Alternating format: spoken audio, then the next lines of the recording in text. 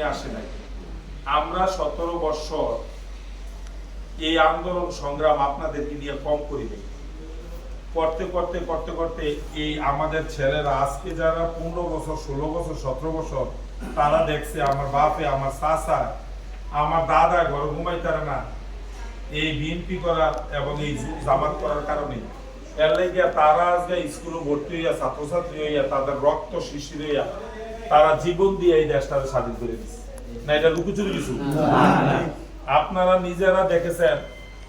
এই ফারুকে দেবপুর গেছে, হঠাৎ গেছে, আপনার এই কেন গেল এটার লেগে পুলিশের লেগে ঘরে ঘুমাইতে হবে। আপনারাও অনেকে ঘরে ঘুমাইতেছেন। আপনাদের কাছে অনুরোধ হইল আমাদের এই বিজয়টা আমাদের যে ছাত্ররা আইনে দিছে আমরা তাদের রুহের মাগফিরাত কামনা করি, আমরা তাদের জন্য দোয়া করি। আমাদের আজকের দিনে দেখছেন তারা ট্রাফিকের দায়িত্ব পালন করছে, তারা রাস্তা পরিষ্কারের দায়িত্ব পালন করছে। আমাদের তাদের কাছ থেকে শিক্ষণীয় কি তারা ভাত খাইছে না খাইছে, তারা আপনার বৃষ্টিতে ভিজছে, তারা দেখেন এই শাহবাগটা কিন্তু সাইডে গেছে না। একটা যুদ্ধ দেখেন, যুদ্ধ রইল এক তারা অস্ত্র নিয়ে যুদ্ধ করে আর তারা নিরস্ত্র, মানে তাদের কাছে কোনো অস্ত্র নাই, তারা এমনি মৃত্যু হইতেছে। কত লোক কত ছাত্র মারা গেছে এটার পরিসংখ্যান পর্যায়ক্রমে আপনারা পাইবেন এবং প্রত্যেকটি হত্যার জন্য মামলা হবে, বিচার হবে। আমি বলতে চাই আমাদের এলাকাতে আপনারা এই রাস্তাঘাট পাহারা দিয়া যেভাবে কোনো গন্ডগোল নাই করছেন না, এটার জন্য আপনাদেরকে ধন্যবাদ। আমার প্রিয় নেতা তারেক রহমানের পক্ষ থেকে ধন্যবাদ। কারণ ওনারা বলছে একটা লোক আপনার সাথে অন্যায় করছে, তার বিদায়টা কেমন হয়েছে আপনারা দেখছেন। আমরাও যদি আবার কারোর সাথে অন্যায় করেন তা আমাদেরও এরকম করুণ বিদায়, আমরা এরকম চাই। আমাদেরকে বলছে হিন্দু দেশের সংখ্যালঘু বলতে কিছু নেই, আমরা সবাই বাংলাদেশি। তারপরও আমাদের যারা ভয় পায় মন্দির পুলিশ বাড়ি সবকিছু মিলাইয়া পাহারা দেওয়া হবে।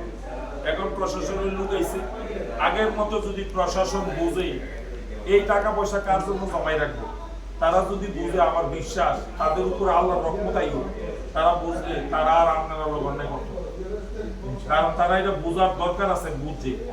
আপনাদের কাছে আমি বলতে চাই আপনারা এই যে পাহারা দিচ্ছেন আজকে অল্প সময়ের নোটিশে আপনারা এখানে হাজির হয়েছেন, আমি আপনাদের প্রতি কৃতজ্ঞ। আমাদের অনেক স্বাধীনতা শুধু অর্জন হলো এটা রক্ষা করতে গুনি, এই রক্ষা করার জন্য আমার এখন তত্ত্বাবধায়ক সরকারের পর একটা নির্বাচন হবে। এই নির্বাচনটা আমাদের এই বর্তমান যে শেখ হাসিনা সরকার যে নির্বাচন করছে এই মার্কা নির্বাচন কিন্তু বিএনপি আর গিয়া জোট করতো না। আমাদের শর্তই আছে যে মানুষ যারে চায় সেই জনপ্রতিনিধি, জোর কইরা আমি উমুকে বানাই দেওয়া হবে না। এই জন্য কাজ কিটা মানুষের জন্য কাজ করতে, মানুষের জন্য যদি আপনি কাজ না করেন মানুষ গিয়ে তার ভোটটা আপনাকে দিবেন। আরেকটা জিনিস আপনাদেরকে মনে রাখতে হবে, আমাদের দেশের মানুষ ভুলে যায় এই 17 বছর অনেকের বয়স হয়েছে না, এই 17 বছর যে আপনার প্রতি অন্যায় হয়েছে এটি যদি আপনি সহজে ভুলে যান চলবে না। কিন্তু এগুলা আমরা পাবলিকদেরকে বুঝাইতে হইব, বলতে হবে কি পরিমাণ এই দেশে 17 বছর যে লুটপাট এবং আপনার জুলুম হয়েছে, কত লোকের ফাঁসি দিছে, আপনার সমস্ত কিছু চলতো একজনের ইশারায়, আপনার ন্যায় বলতে কোনো কিছু নাই। এই যে ছাত্রীদের মাইনা পালাবো, আপনার গুলি করে দাও, এই যে একটা অত্যাচার অবিচার একটা মেচাকার গেছে, আমরা এই মেচাকার আর চাই না আমাদের দেশে। আপনারা আজকে এখন এই যে অল্প সময় নোটিশ, আমার প্রিয় আলী ফারুক আপনারা আইছেন, আপনারা হইছেন আমার সবচেয়ে কাছের লোক, আমার প্রতিবেশী।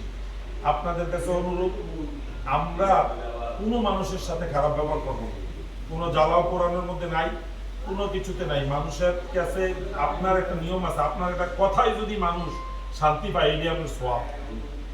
আপনি কিন্তু মানুষরে টাকা পয়সা দিয়ে কিনতে পারবেন না। আপনি গ্যাসের একটু পোষা দিয়া আপনি একটু সুন্দর করে কথা কইছেন, মানুষ কিন্তু এটি মনে রাখে।